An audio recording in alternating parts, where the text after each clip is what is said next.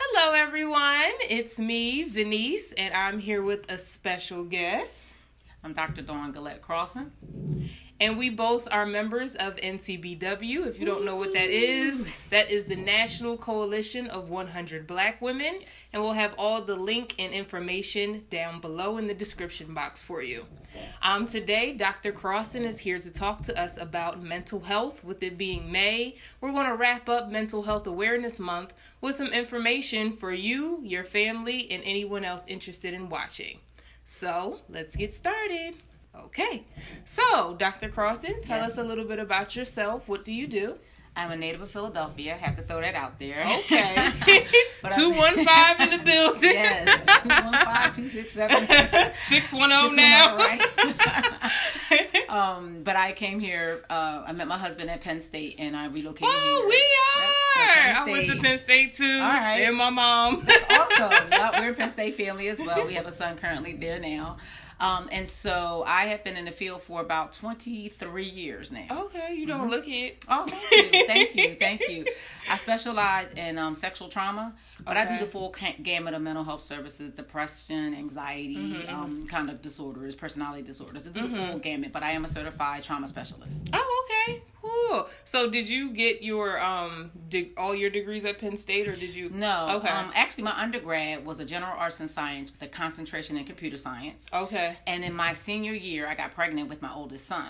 Oh. And I decided I had a lot of electives left over, and I decided I needed to take some like child development courses, psychology courses, just because I wanted to kind of brush up on some type of parenting skills. And in that last year is when I realized I really enjoyed the psychology portion of it, but at that point I was graduating. So when I graduated, I did a little bit of work, computer programming, but I didn't enjoy it. So I decided to go back to school, and I went to Penn State and got a master's in community psych. Okay. Really liked the master's in community psych. So I was like, but it was a clinical portion that was missing. So I really started liking like some of the clinical that we got. So I decided to go and get a doctorate in clinical psychology from the Philadelphia College of Osteopathic Medicine. Oh, cool. Okay. And they Is granted that me the a one off master's of first. City Ave? Yes, City Ave. Avenue. Okay. I used to live over there. All right, yeah. I lived right up the block from that school. Yeah, that was an awesome experience because I went to Overbrook High School. And I graduated a year after Will Smith. That's my fun fact. Yes, I did know him, and yes, he was great guy. And so it was awesome to be able to go to the Philadelphia College of Osteopathic Medicine, because I went to Brook and it was all within the same area, and I got to go home and go to school.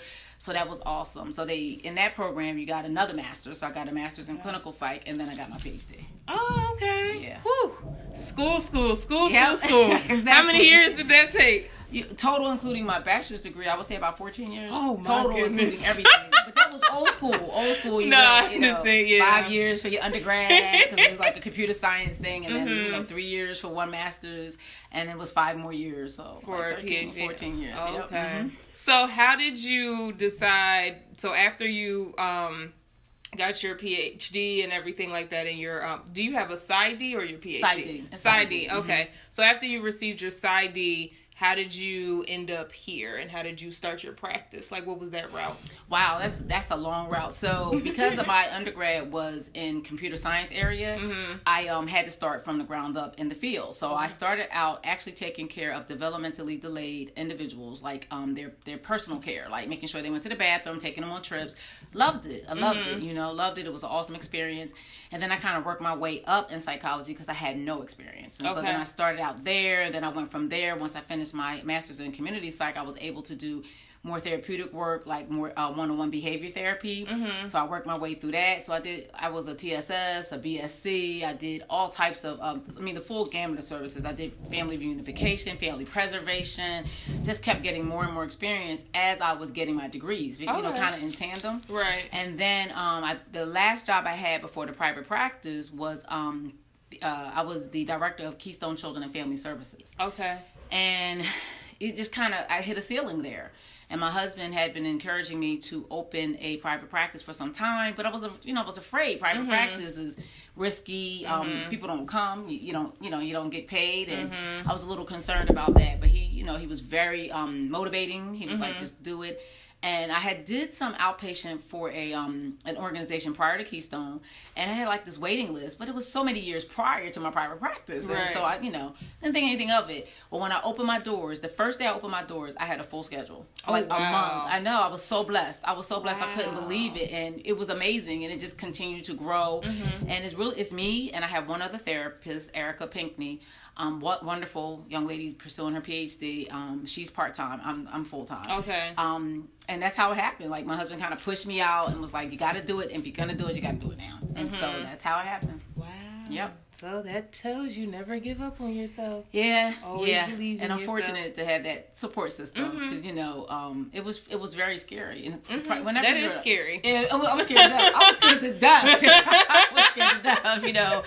So I did a lot of one-to-one therapy, but I also did psychological evaluations and things like that. Now I do individual therapy, and I do veterans evals for PTSD, and I also consult for agencies too. I go to Philadelphia and I do trainings and I consult. So kind of have like a little bit of everything going on. So you're staying busy. Right. Yep, staying busy. Yep. So what was your like aha moment, as people describe it, when you realized this was your passion? Actually, when I was pregnant with my son, I took this course. My oldest boy, he's in the Navy now. I call him my life changer. He changed my life in so many different ways. Jair did. Both my sons are amazing, but Jair changed my life because getting pregnant with him, and we were in school. We were young, dumb, just in college, really scared. And so I took this class called victimology. I always was kind of interested in like the CSI thing, but this was like way back before it got popular. Okay. Because I'm old. And so victimology was amazing, and it talked about the pathology of serial killers. Okay. The brain, and what happens generally for someone to develop serial killer tendencies. And so the most powerful message that the teacher honed in, her name was Professor Tony, was that if you want to help the world have less serial killers, raise your children properly.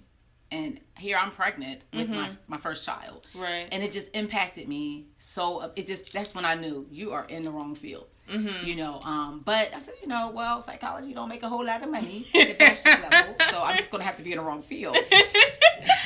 So I came out and I did a little bit of work here and there in computer programming, and it just it wasn't my passion. And, that's when I knew I needed to go back and get some more education. And once I came out and started doing, even from direct care, when I was taking care of, washing and taking care of individuals with intellectual delays, I knew this is it for me. Helping and caring and taking care of people. I loved it, and it wasn't like work. I enjoy going every day. I love what I do now. If there are times when I'm sitting in session like, oh, I need a vacation. I need to open a flower shop. Because it's real simple, baby's breath or not.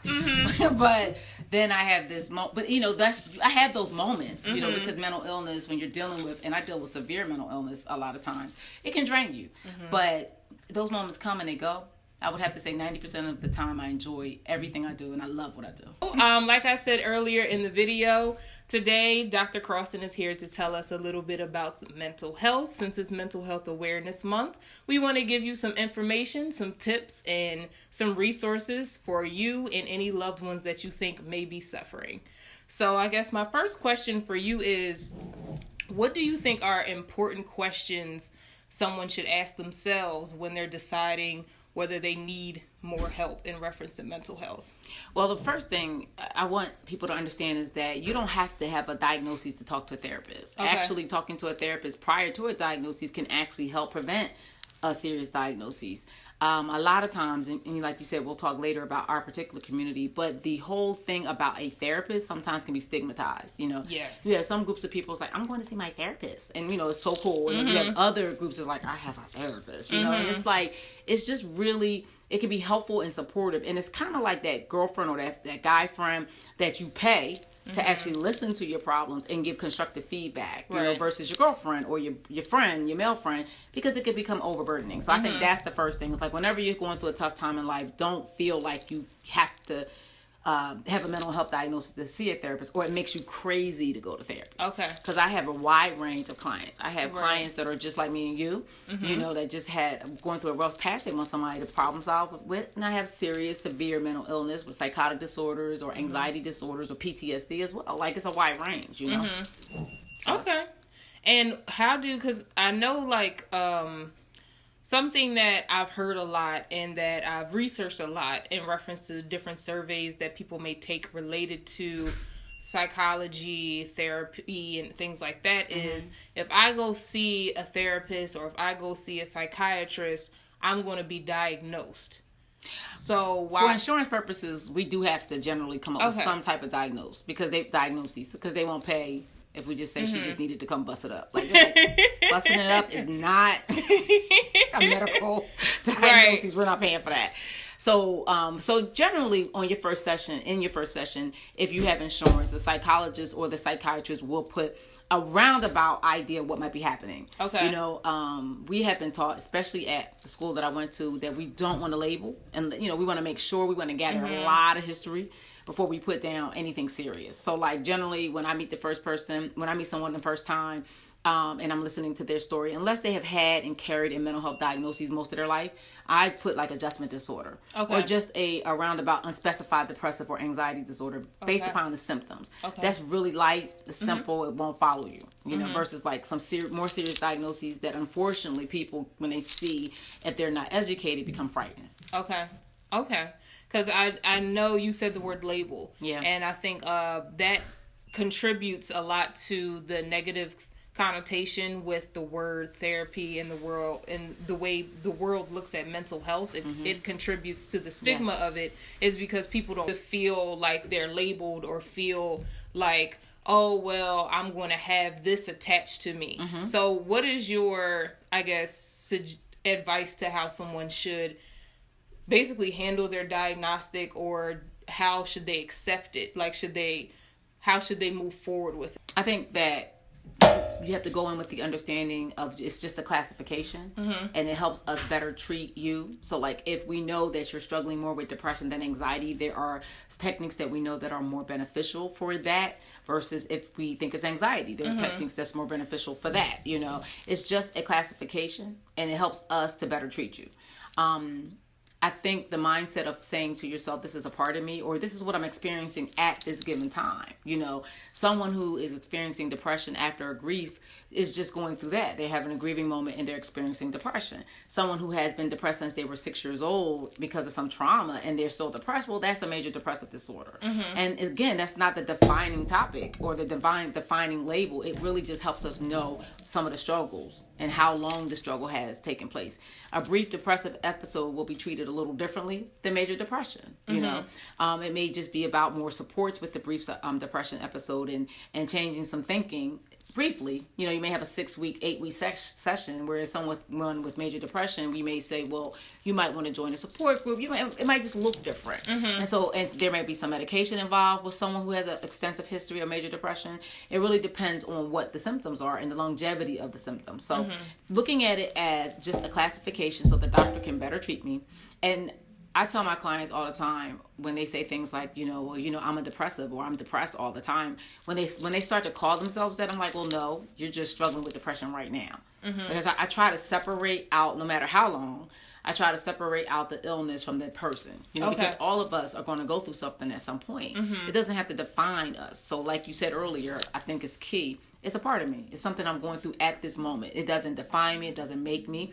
I am aware that I can slip into depression, so I may have to do some things to keep myself from going there, but I'm not a depressive, or I'm not an anxious, I'm not necessarily anxious, all the time. Okay. I think that's a great way to look at it. I really do. I think that changes how people are willing to accept it. And I think other communities outside of the Black community, or even other minorities, are willing to look at it that way. Right. And our goal is kind of to let everyone know that's how you should look at it.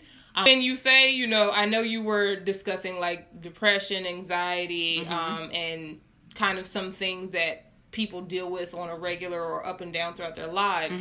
Now, when you're dealing with more extreme clinical psychology, so when you're dealing with bipolar, schizophrenia, multiple personality disorder, etc., how do you deal with those clients versus a client who may be suffering, they might be grieving a parent and they're going through an extreme depression, in reference to how they attach themselves to the label? Well, again, with someone that is suffering from schizophrenia or bipolar disorder, therapy is key for long-term progress. Okay.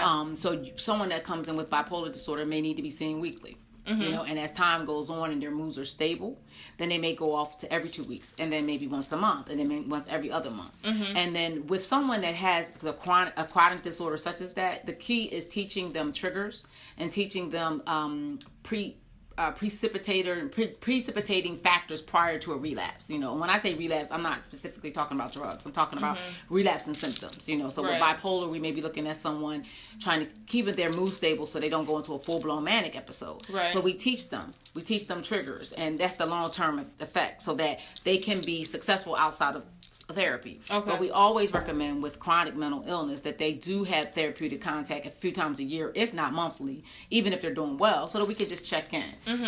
With schizophrenia and psychotic disorders, as well as with bipolar, a lot of times delusions of grandeur are connected. So they will feel great, they have in their mind the stigma. They don't want to be, I don't need a therapist, I'm doing well, I'm doing fine. Oh, you know what? I don't need my meds anymore, because they're doing they feel so good, you know. And so we always try to encourage them during the process of getting better to remember that this is part of your self-care plan, you know, that you check in with your therapist, you know, and then we teach them, you know, before the relapse, what happened? Tell us what was going on, you know. I hear it all the time with my bipolar clients, with clients that, let me change that because that's labeling.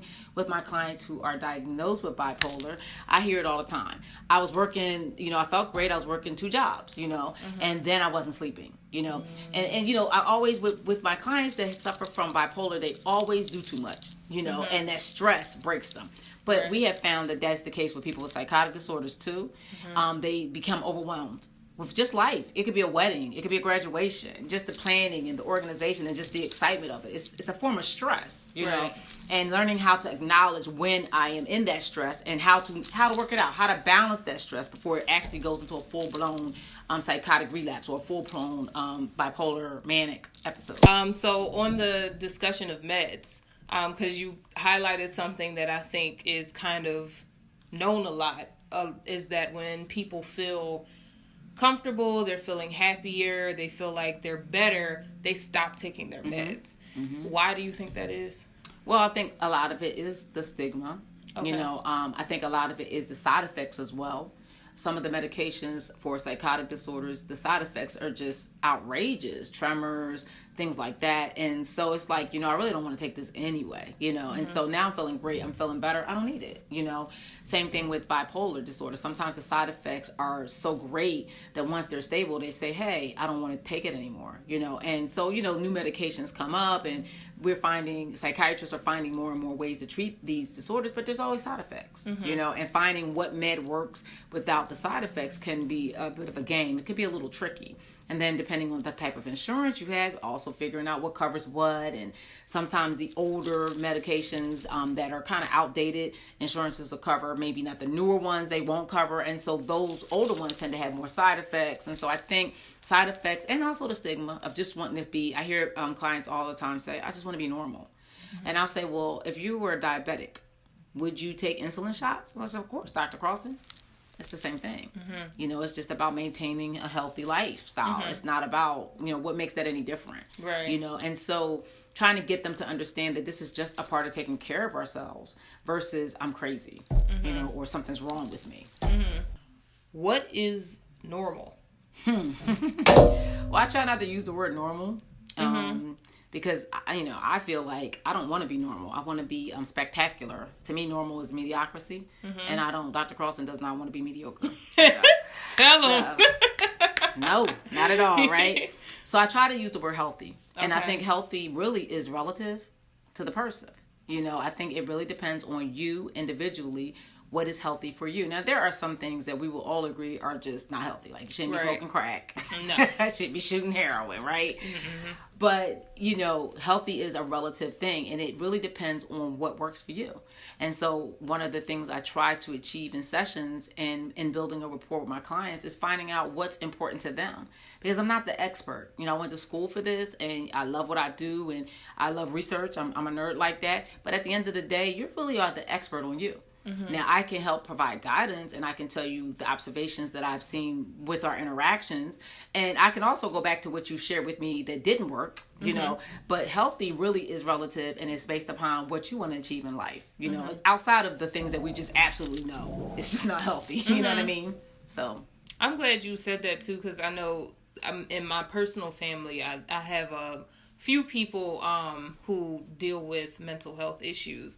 And a lot of times when I talk to them, they say to me, Venice, I just want to feel normal, or I just want to be normal. I love the way you worded that, and I hope that somebody who watches that really takes that seriously. Is it's about being healthy and finding your version of it. Healthy. What do you describe as good mental health? Because I think that's a concept that people say it, but they don't really understand it. There's like a term that's used like, oh, I'm just trying to get good mental health, or, oh, my mental health is important to me. I'm trying to get good with it. But what is it? I would say peace. Okay. Being at peace with who you are and self-acceptance.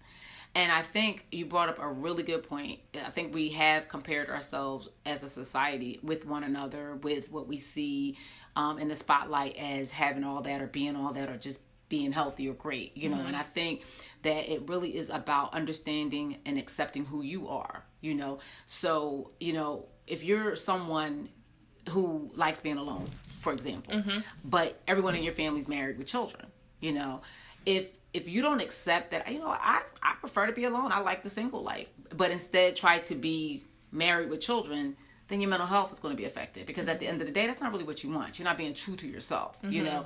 And when I say true to ourselves, I don't mean that forget everybody else. It's all about me and hurt people, but it's about like, what does Venice want truly, you know, and what is that going to look like, you know, and how do I attain it without necessarily harming other people? I mean, it's going to be decisions that we make that other people won't agree with, but I mean that purposeful harm. So I would say having peace. Sleep is always important, but again, that's relative. You know, it's some people that need 8 hours. There's some people that never slept 8 hours, but their doctor is saying you need to sleep 8 hours. Like, I never slept 8 hours. 8 hours is way too much sleep for me. That's, again, relative, you know. I would say always exercise of some form, because exercise releases really good hormones and endorphins and just really good emotions. It helps balance out all mental health disorders. It's just, you know, it's not the end all be all, but it really, really helps. So I would say good mental health is a regular exercise routine of your choosing that's relative to you, as well as good sleep for what is good sleep for you, not me, you know, what is good sleep for you, and being able to clearly think. Like, that is one of the biggest things that we teach in therapy. I am a cognitive behavior therapist by trade. I was taught, my school was a cognitive behavior therapist school, but I am pragmatic, and I pull from different types of treatments, sometimes Freudian things, sometimes, but mostly CBT. That's really my end all be all. Yeah, I studied a lot of cognitive. CBT, and I do some solution focused and choice therapy as well, but thinking is in all of them. Like, what you're really thinking, dealing with the thoughts, being able to recognize those thoughts, accept them. That's another thing. A lot of times when I'm dealing with those with psychotic disorders, they'll have these thoughts that make them feel so guilty and so horrible. And I'm like, it's a thought. You know, now what we do with the thought is different, but it's just a thought, you know. Now it's our job to figure out what we're going to do with that thought, how are we going to redirect that thought, do we need to change that thought, and how do we do that? But sometimes we get stuck just the fact that I had that thought, that means I'm such a horrible person. Like, no, everybody. If we had little screens on our head of what people thought, we wouldn't have no relationship. You know, I wouldn't be married. You know, I'm like, oh, you really think that? Oh, you really think that? Okay, get your stuff. I'm out of here. You know what I mean? It's just a thought. Now, what I do with that thought is different. You know, and every treatment generally will talk about what you're thinking. You know, what are you really thinking about? And being able to share that with a trusted therapist is helpful, because then you know that, hey, if the therapist is doing their job, they're not judging you. And they'll give you the understanding of, it's a thought, and okay, I understand you're uncomfortable with that thought. Let's deal with it. But let's not get caught up in the fact that you just had the thought.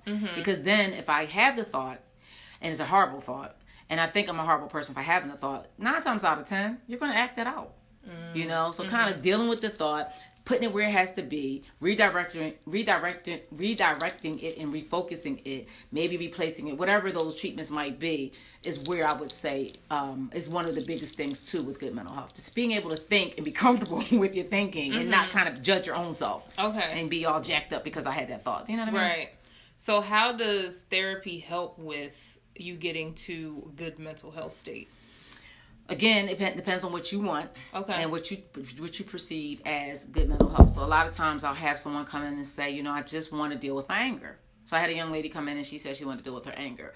But it was more because family was telling her, family and her boyfriend was saying, you know, you're too angry. Well, what do you want to do? Do you feel like you're too angry? Well, I just feel like I'm assertive. Well, I don't know if that should be one of our goals then. You know, because until you feel like it's something that needs to be worked on, then, you know, maybe we should work on things that you want to work on, you know? So I think therapy helps people kind of understand themselves and accept themselves, and then work on the areas that they want to work on. But understanding that there is no perfection, you know, it's imperfect progress. That's what I try to look at it like we're all progressing towards being a better us, but it's not a perfect journey. So we're going to make mistakes. We have to love ourselves through the mistakes. We have to have some grace through our mistakes, you know, and understand that we're human, you know. So I think that therapy helps people to kind of accept themselves, accept their journey, and also accept other people's journey. Because then I have people come to therapy want to change their spouse. I'm like, yeah, you know, he's not here. And he has to want to change. He's not here. He's not here. So, you know, how about we talk about you? Right. So just being able to accept your personal journey, and that your journey is going to have ups and downs, highs and lows, and basically learning how to cope with those ups and downs, highs and lows, and making choices that are consistent with what you want out of life. I think that's what therapy really is, without all the technical jargon. I think that's what it is about. Right. So let's talk about our people. What is the biggest, I guess, what is the feedback you get the most from people of color? About mental health, period. Okay. Because I'm a psychologist, the feedback that I get when they know that I'm a psychologist is like, oh my God, you know, you're Black, and, you know, I want to talk to you about da-da-da-da, and da-da-da. I really want to talk to somebody that's Black because I'm Black, my son's Black, my daughter's Black, blah, blah, blah, blah. That's usually what I get. And I think it's funny because I'm like, I can't see every Black person in Harrisburg. And there are some really good white therapists out there, you know, and that's here that I've worked with that I know, you know. And so basically, if they know I'm a psychologist, the first thing they say is you're Black. And so you can understand and you can relate, you know. But if they don't know I'm a psychologist, a lot of times if we're just talking in general about topics, and someone might say, you know, well, I've been suffering from depression. I've been a little depressed lately, but, you know, I'm not crazy, so I'm not going to go see anybody. Or I'll say, well, you know, I understand. You've been through a lot. Do you think about talking to somebody? And they're like, no, I'm not crazy. I'm like, yeah, no, that's not what that means, you know? So, and in the and it really is about the generation sometimes too. Like the older generations, African Americans and people of color, they tend to have a really rigid view about mental illness, you know? My aunt, God bless her soul, she passed away in 2012, but she was 93 years old. And I can remember her saying, when she found out I was a doctor, she thought I was a medical doctor. She couldn't get that I was a psychologist. So she would call me and ask me questions about gout. And I'd be like, Mary, I'm not that kind of doctor. Like, she couldn't understand. I'm like, she said, well, you went to medical school. I'm like, I did go to a medical school, but that's not the type of... All right, I'm Mary, what's wrong with your foot? Like, you know, because it was like she couldn't get it, you know. And when I would say I'm Mary, I deal with the mind. And she said, oh, you deal with crazy people. That's not really politically correct, I'm Mary, but you know, you're 93, so I guess we're going to let that one go. And I can remember her stories about people with mental illness. They would go to Barbarian straitjackets. And so they have a very different experience, you know. There was one time in culture, not necessarily African-American culture, but in culture period, they would... drill holes in the head. When people have voices, they believe that if they drilled holes in the head, that the voices would come out. So you have that old school mentality sometimes. And then of course the Tuskegee experiment, that did not help black psychologists at all. We hold on to that. Like, still to this day. Yeah, so you mean you had something to do with the Tuskegee? No, I wasn't even around when I think I was not born. So those types of things are usually what I hear. I did my dissertation, my PhD dissertation, my PsyD dissertation on after school programs and the effects of self-efficacy and the effects of the learning programs. And I can remember going door to door trying to get the African American children for my control group that were not in the after school program. And I can remember people saying, no, I remember Tuskegee. I'm like, this is different. I'm not taking blood samples, but that's our culture remembers that injustice, and so a lot of times people see psychologists, especially people of color, as the system, as the man, even though I might be black. It's the, right. So I have like a mixed thing going like on. Like Uncle Tom. Right, Uncle Tom, we're part of the system, right. You were part of Tuskegee. The younger generation, they want to feel more like they're having a conversation with like a girlfriend, and they don't want to feel like they're in therapy, and so that's very true. It's true, and so the style looks very different, and so I'll have younger people, and when I say younger, I mean anything under the age of 50. Okay. They'll come into therapy and it'll look like what we're doing right now, but I done some cognitive behavior therapy, I did some thought replacement, I did some assessments, but they don't want to hear those techniques, because then now you're saying I'm crazy. You know what I'm saying? Right. And so they want to feel more like it's a conversation. So that therapy looks like that. And they like it because they feel like they get to come, they get to vent, they get to get some real good information. They like honesty. Our people like honesty. Not all black people, but most of the women that come see me and men, they want somebody they'll say it in a minute. I need somebody that's going to keep it real, Dr. Carlson. I heard you keep it real. I heard you don't pull no punches. I heard I'm either going to hate you or love you, but you keep it real, And they don't want that, like, so how are you feeling? How did that make you feel? Like, they don't like that. And I'm not that type of therapist anyway. So really, that's what I get the most is like, they want to know if I'm going to be psychoanalyzing them, or are we going to really do some work? And is that work going to feel natural? They want a natural feel. And they ask those questions, like, all the time when they find out I'm a psychologist. Like, right. So if I come talk to you, are you gonna are you gonna be like having me on a couch? And I said, well, I do have a couch, and it's your option to lay on it, but you don't have to. We can sit in a chair, and right. And they'll laugh, and I was like, you seem like you cool. Maybe you got a card? And I never have cards. I'm the worst psychologist. I never have cards. I work in sales and I never have cards with me, so I understand. It's bad. Bad business. So bad. It is bad. So you think that, from what I understand what you're saying, the negative connotation of mental health for the black community came from us putting psychology with the system. Definitely. And how, kind of like the Tuskegee and then other things, because I've even heard stories of family members in my family who dealt with clinical depression. And at the time when they went in, there was no one knew what that was. So they shocked her. Like, they actually shocked her. Yeah. And they used to give her medicine that's like the same equivalent to like something that someone who has schizophrenia would take. Right. And so she at one point fell down the stairs and like all types of things like that. So because of that, she's terrified of clinical hospitals. And I understand it, because after hearing those horror stories, I would be too. Like, she just is. And it went on for months. It wasn't like it was a one-time thing. No, right. They were doing this to her and shock treatments are almost not that old. A year. So shock treatments aren't that old. They're like, they're unethical now, but they are not like that old.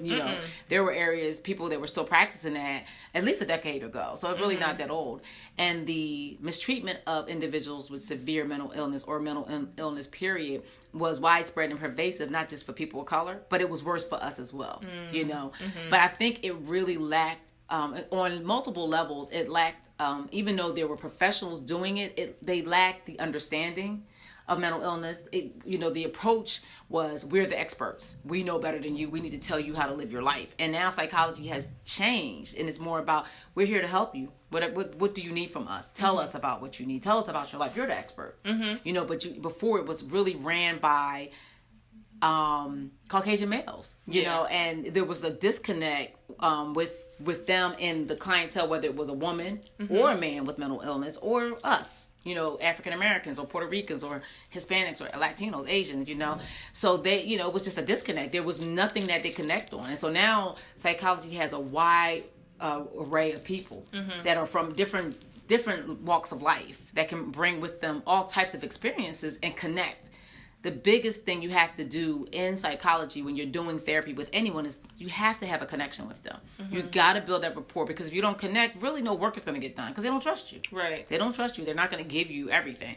Sometimes the connection happens that first session. Sometimes the connection might happen a few sessions in, you know. But without the connection, it's really difficult to do any good work, any sustainable work. Are there any tips that you want to give out to those who may be watching this to learn, or what to take home, or if they feel like they have someone in their family who might be suffering, or them themselves are suffering with mental health issues? I think one thing is people don't realize that their insurance carriers are really people who have a lot of information about what's available for their type of insurance. Okay. So, you know, if you are looking for someone, look at the back of your card, call, and they can tell you a list of people that they would recommend based upon the insurance. Because now insurance is all crazy and some things aren't covered and those types of things. You know, your therapy is generally covered under everyone's insurance at this point in time. And even if it's just a few sessions. So I would say if you're in need of just talking to someone, just talking, you know, you just tell your therapist, I just want to come in. Hey, I just want to come in for a couple sessions to sort some things out. You know, I would say that's the beginning of it. And if you really feel like you have any type of mental illness, or you have any struggles, I wouldn't worry about a diagnosis per se. I would definitely go in and be honest with the therapist and say, look, I'm not trying to be diagnosed. I'm just trying to talk. And any good therapist is going to be like, okay, I respect that. You know, we do again, put diagnoses down for insurance's purposes, but it's just a classification so that we can be able to better treat. But as time goes on, it may change. You know, it may change once we get to know you and we start to hear more and more symptoms. I had a woman come in because her son was murdered, and as time went on, after I was treating her for some time, she had a lot of PTSD symptoms from childhood. You know, so like it's about getting to know and getting history and building that rapport. So I would say, don't be afraid to tell the therapist, I don't want to be, you know, diagnosed, and I really need to just have some support. And they may just say, well, right now you're having an adjustment disorder, so we'll work through that. Okay. And what signs should people pay attention to in reference to, well, actually, no, I don't even want to say signs. At what point should someone pick up the phone and call to see a therapist? Whenever they feel like they need to talk. Okay. And they're not getting the support that they need from friends and family. Okay. You know, just to talk. If you feel at some point, I just need somebody to talk to. You know, if you find yourself in a situation and you can't get over that hurdle, whether it's a breakup or a death or anything like that, you know, that's a good time to just pick up the phone and go in and talk to somebody. It doesn't mean you're crazy. You know, it doesn't mean that you need 6 months of treatment. You may just need some support that month, you know. But definitely when you find yourself in a dilemma or any type of, I tell people who lose family members or loved ones or best friends that they should seek some support during that time, you know, because that's a tough time, especially if you have a sudden death or someone gets suddenly sick and you find yourself pulled in all different directions, taking care of this one, going to work. You need some support. Therapy can be just self-care, like getting a massage. You know, it's just like part of your self-care. Because if I'm going to be giving so much into someone else, I need to take care of myself. You know, I lost my best friend in January, and I have a mentor. Thank you. And I have a mentor, and I right away called her. She's a therapist, and I called her. I said, I need to come in. I need to talk because right now I'm feeling okay. But this is my best friend. We've known each other since we were 5 years old. That's 43 years of friendship.